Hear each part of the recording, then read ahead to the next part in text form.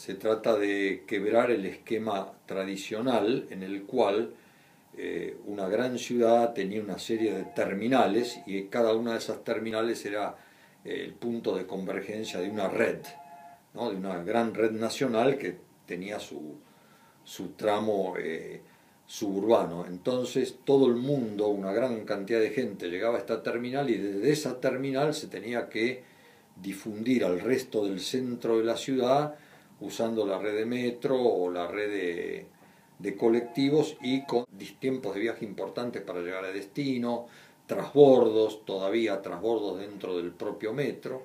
Entonces, la idea de integrar las redes es unir las líneas ferroviarias opuestas de la ciudad, haciéndolas pasar por el centro del área central.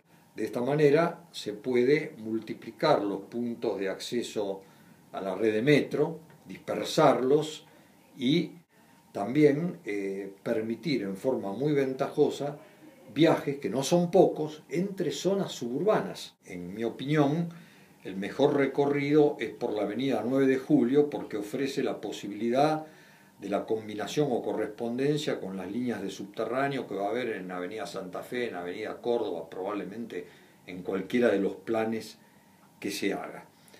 Y hay escollos técnicos muy importantes, ¿no? Hay que elegir la trocha y hay que elegir el sistema eléctrico.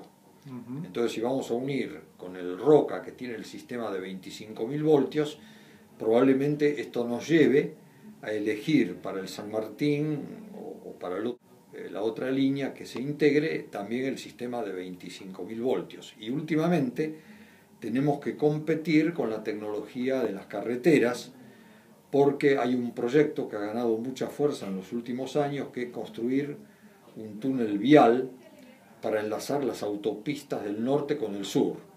Entonces estamos compitiendo con el subsuelo y yo no creo que haya lugar para meter todo al mismo tiempo. Por cierto, la propuesta de carreteras parece muy viable porque cuando se piensa en un simple túnel, bueno, pero luego están las ramas de entrada y salida. Y todo eso colisiona con la ubicación de las estaciones y sus accesos. Así que yo creo que acá hay que ver quién se va al sótano, al cuarto sótano, y quién ocupa el primero. Yo creo que el transporte colectivo público masivo tiene que ocupar los primeros niveles, que además no van a ser los primeros, porque en los primeros niveles tenemos los túneles del subterráneo, ¿no?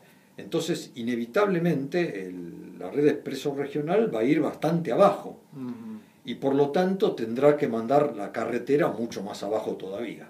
Y yo no sé si esto es compatible con el proyecto que hay de los túneles de las carreteras, ¿no?